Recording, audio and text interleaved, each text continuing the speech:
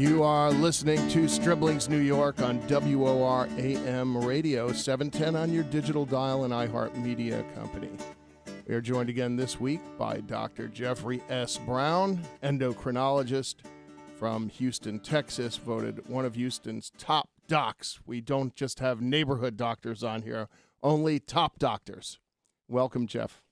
Well, thank you. And it depends on who you ask whether I'm a top doc or not. But, my wife likes it, okay? It's a big Mel Brooks thing, is you don't go to a neighborhood doctor, you get a top doctor.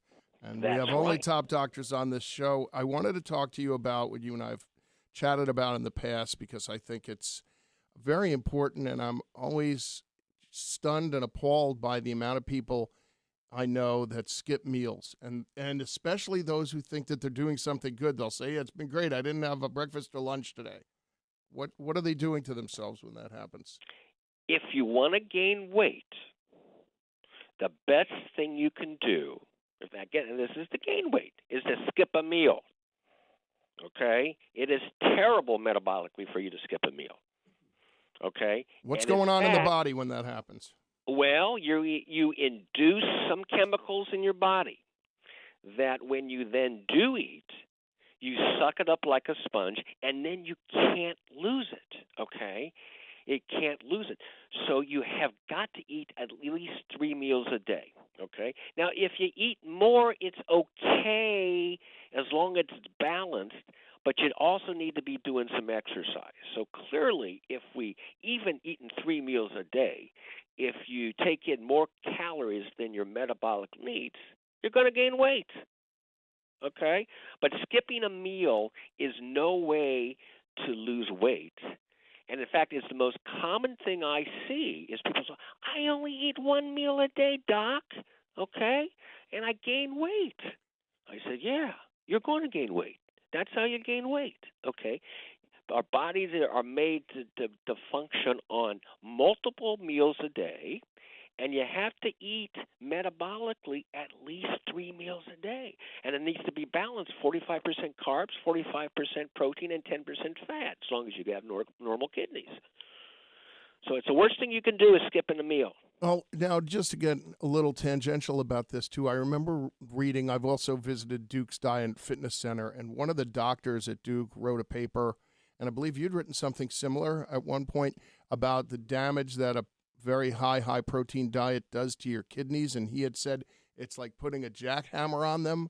Why is that? Because the kidneys, even though it's one organ, are made up of little bit tiny organs called nephrons, and that's the unit of how the kidney works, okay? And if you give protein to a nephron, it overworks the nephron, and the nephron, that part of the kidney, fails. Now, what causes kidney failure then in general is a progressive loss of what we call nephrons. So the more protein you actually deliver to the kidney, the more work to the nephron, they get tired, exhausted, and they die. Okay, and so kidneys, protein can be poison to the kidney. Now, not the right amount of protein. It's like anything else, like our mothers say. Too much of a good thing will make you sick. Okay, now understand, I never believed my mother, but she was right on that. Okay. Sometimes moms are right. Occasionally. Yeah, I know, but they were also right that if you don't sleep, you don't grow. That's true too, because growth hormone comes out in the night when you're sleeping. But what they were wrong about when to exercise and eat. I mean, again, and we discussed this in the prior show, is that this idea that if you eat, you can't go exercise or swim. That's garbage. That's just garbage. Our moms were wrong about that one.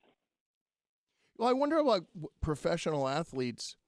What will they eat before a big football game or a basketball game or even baseball, and how does that vary? Well, I'll tell you what. I don't know what they do in terms of a lot of teams. I actually consult to tell dietitians what to tell their professional teams down in Houston, and they eat a balanced diet. So, for example, when they go at halftime, whether it's football, whether it's basketball, you know what they eat? Peanut butter. Interesting. Okay. Yeah, because you know why peanut butter? Because peanut butter's got fat, protein, and carbs. Okay? And so you got to have some fat, because if you don't have fat, you can't sustain a metabolic high profile. So, for example, this idea of carbohydrate loading before a marathon, garbage. Really? Garbage. I have treated a lot of famous U.S. marathoners, okay? And this nobody carbohydrates low who's an elite athlete or a professional athlete. They take protein, fat, and carbs. The problem with carbohydrate loading is that you can only store a small amount of energy. Okay? And then is the rest of the carbs going to get converted into fat? Well, the problem is not so much that the rest of the carbs will they'll be utilized, but then you'll have no energy source. Remember, the body runs on their energy source of the body is fat and carbs.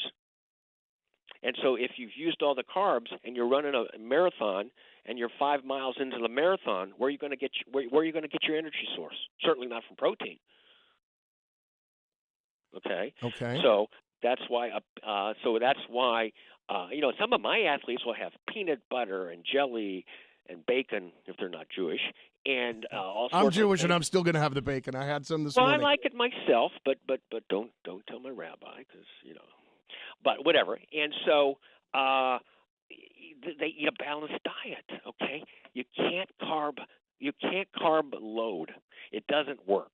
Okay, our bodies aren't made to do that. I like this conversation because, I've mentioned snake oil salesmen, and they've been around forever. Anytime somebody has something that you're going to eat or drink or take to make you miraculously better or healthy, it's too good to be true. Of course. We have to have some diligence and some hard work and some exercise as well. And that's how I've dealt with my diabetes. By the way, diet without exercise, you're not going to lose weight much. You got to have both. Well, I've really noticed now that I always trumpet this about on the air that I'm 60. 5 years ago, I could have dealt with my diabetes strictly by diet, and now I need a rigorous combination of diet and exercise, or I'm going to gain weight, my blood sugar will be high. Well, that's right. The best combo platter for a diabetic is diet and exercise. Okay. And it's not just weight; it's your sugar metabolism. I mean, don't you feel better after you exercise? I do. I feel wonderful. But you eat before you exercise, don't you? Almost always. The idea of it on an empty stomach, I'd get into a diabetic sweat, and I think my blood sugar would go way down. It's just not for me. I think. Well, especially if you're on anti-diabetic drugs. Okay, you need to eat. I mean, I'm taking metformin. Well, again, I was going to say a very popular drug is metformin. You have got to eat on metformin, or you'll become hypoglycemic, low blood sugar. Okay. What's the metformin going to do if I don't eat? It'll not allow your liver to make sugar. Thus, when you exercise and utilize all that energy, all that sugar, and you have then a need for it, your liver can't put out sugar. It blocks it.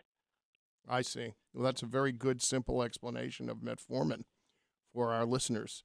You are just chock full of great info. What I love about it is you're so